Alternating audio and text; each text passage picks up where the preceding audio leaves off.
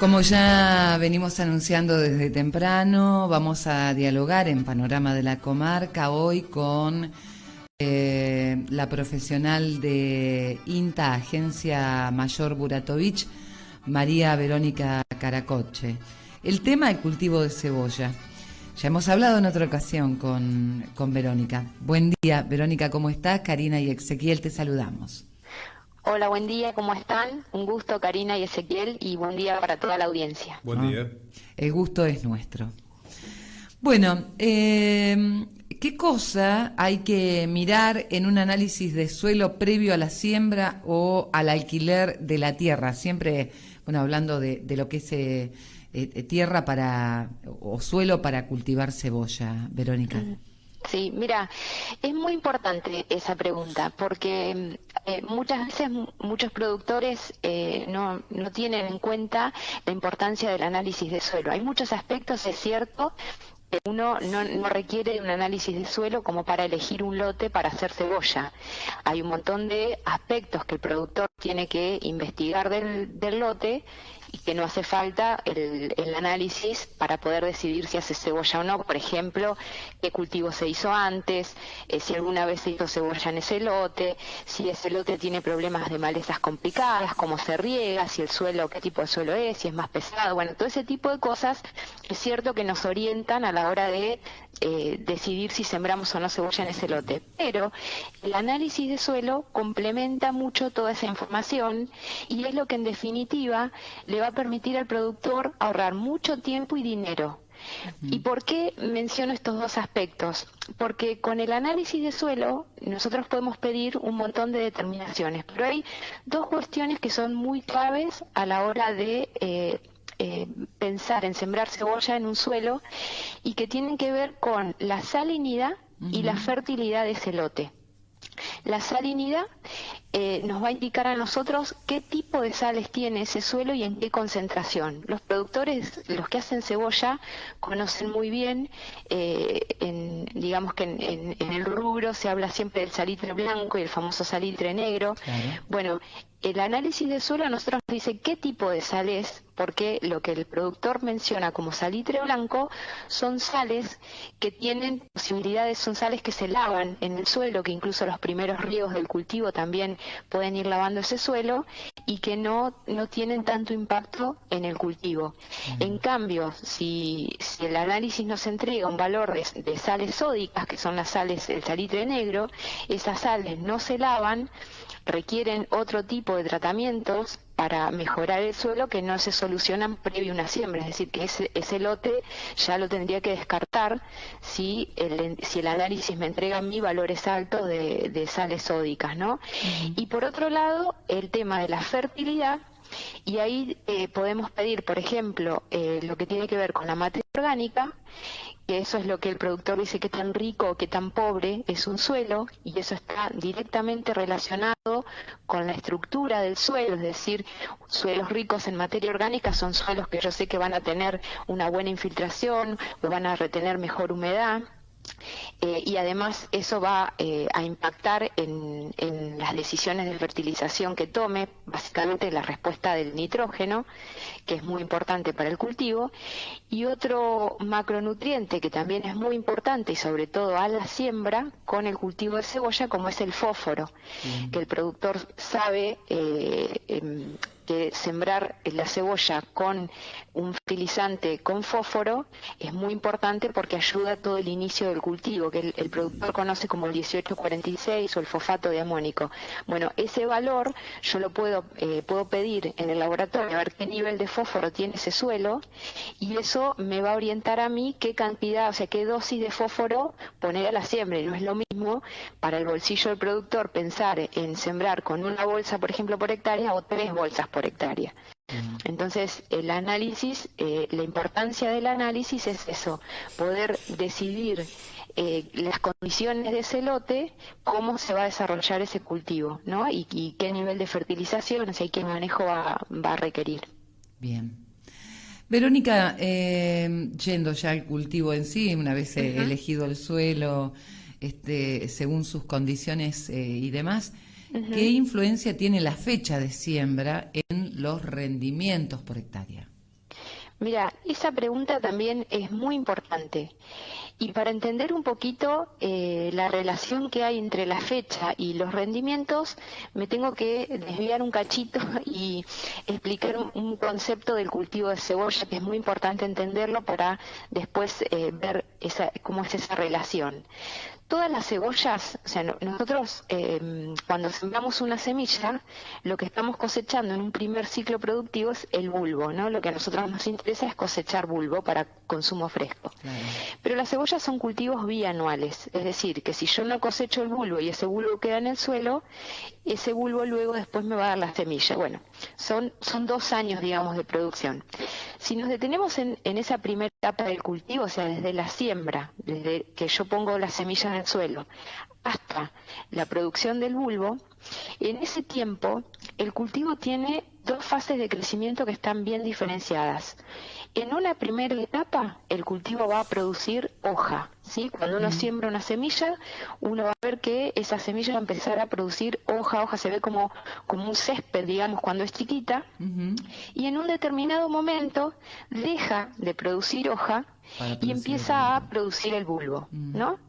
¿Qué es lo que tiene la cebolla? O sea, ¿cómo hace la cebolla para decidir, digamos, si tiene que dejar de producir hoja y empezar a producir bulbo? Todas las cebollas tienen como un reloj interno, ¿no? Que reciben un estímulo. Y es lo que se conoce como el estímulo de las horas de luz o fotoperíodo. Todas las cebollas, absolutamente todas, van a empezar a bulbificar cuando cuando los días se empiezan a alargar, ¿no? Cuando empiezan, nosotros sabemos, por ejemplo, en verano es lo más clásico, que nosotros vemos que los días se hacen más largos, que hay más cantidad de luz. Bueno, ahí las cebollas empiezan a recibir ese estímulo que les indica que tienen que empezar a bulbificar. Bien. Hay cebollas, por ejemplo, las que conocemos como cebollas de días cortos, que necesitan, con 12 horas de luz, ya empiezan a recibir ese estímulo y deciden empezar a bulbificar, que son las cebollas que generalmente se hacen en el norte argentino. Nosotros en el sur del país, digamos en las regiones donde estamos nosotros, hacemos lo que se llaman cebollas de días largos, es decir, nuestras cebollas necesitan recibir un estímulo de 14 horas de luz para empezar a bulbificar. ¿Por qué es importante tener en cuenta este dato? Sí o sí, cuando la cebolla recibe ese estímulo de las 14 horas de luz, en nuestro caso, deja de producir bulbo y empieza a producir, deja de producir hoja y empieza a producir bulbo. Esas 14 horas de luz para nosotros se dan más o menos en el mes de noviembre. ¿Sí? Empiezan a aumentar las horas. Entonces, la fecha de siembra, lo que a mí me permite es, desde que yo siembro la semilla hasta que empieza, que va a recibir ese estímulo, ese es el periodo en el que la cebolla va a desarrollar hoja. Bien. Cuanto más tiempo le dé yo a ese periodo para producir más hoja, yo me voy a asegurar que ese gran desarrollo de hojas después vaya a formarme el bulbo. Claro. ¿Sí? Si yo siembro la cebolla muy tarde, le voy a dar poco tiempo de desarrollo de hoja, porque lo que hay que entender bien es que la cebolla sí o sí va a empezar a bulbificar con esas 14 horas de luz.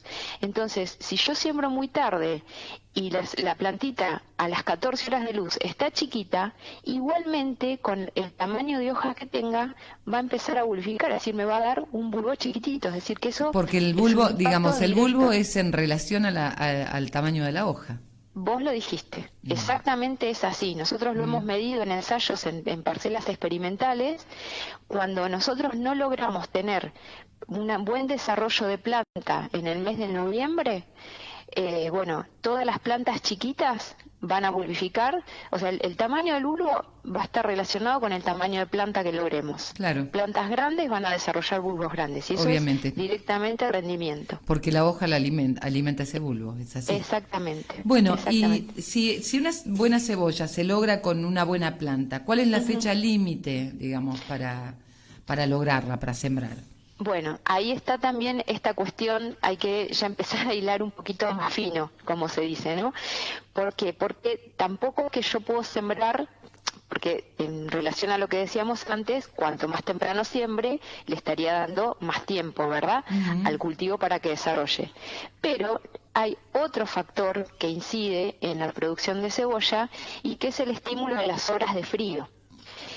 ¿Y qué ocurre con este estímulo de horas de frío? Que el productor también ya lo conoce y que es un problema que en algunos años se ve, que es la subida de la vara floral, cuando el cultivo en vez de dar bulbo, se me florece. Claro. ¿Por qué pasa esto? Porque si nosotros sembramos muy temprano, ¿sí? En invierno, ese relojito interno que tiene la cebolla va a empezar a recibir esas horas de frío. Horas de frío que no son horas de bajo cero, ¿no? No. Son temperaturas menores a 9 grados. Esto es importante tener en cuenta porque... Perdón, Verónica, Sí. te estamos como perdiendo. Yo los escucho perfecto, no sé, Ahí está. no me he movido de lugar. Ay, la señal seguramente, o algo pasa, sí. ¿Me escuchan bien ahora? Más o menos. Nos decías entonces... Te decía que si uno siembra muy temprano, se corre el riesgo de que la cebolla se vernalice, o sea, reciba el estímulo de las horas de frío y en vez de producir bulbo, largue una vara floral, se florezca. Entonces es importante conocer la región donde estamos, la latitud donde estamos, con la fecha de siembra correcta. Por ejemplo, en nuestra zona, el mes de siembra por excelencia es agosto. Podemos sembrar en julio, lo que pasa es que nosotros estamos condicionados con el riego.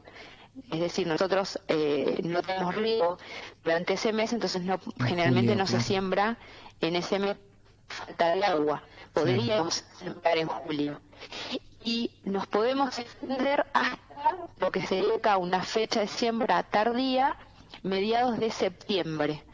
Hasta más o menos esa fecha se considera que le estaríamos dando el tiempo necesario a la cebolla para poder producir la hoja que necesitamos antes de que empiece a bulbificar. Bien. Por último, Verónica, tiene que ver con el riego. ¿Es necesario regar todas las semanas antes de la cosecha para lograr buen tamaño?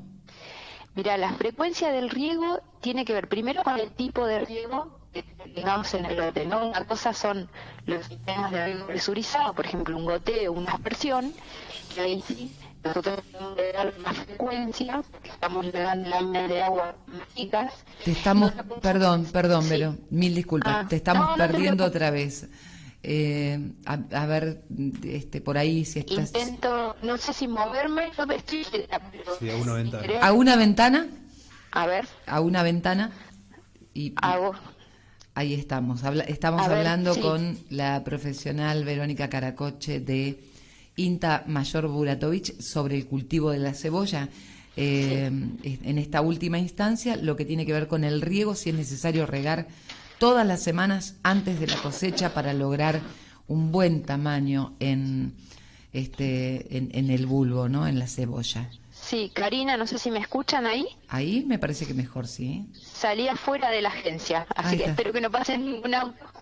Te decía, el riego no tenemos que determinar si el riego es regada o que son sistemas de riego presurizado como una aspersión, donde ahí sí los riegos son, la frecuencia de riego es más alta porque uno maneja la cantidad de agua, son láminas más chicas.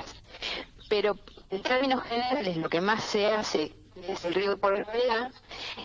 Los riegos están en relación al periodo del año, o sea, la época del cultivo que tengamos, y el tipo de suelo, por ejemplo, no es lo mismo el inicio del cultivo, donde necesita menor cantidad de riegos, por ejemplo, son 3 o 4 riegos hasta el mes de octubre, y donde la cebolla concentra la mayor cantidad de riegos son los meses más calurosos, ¿no? Noviembre, diciembre, enero.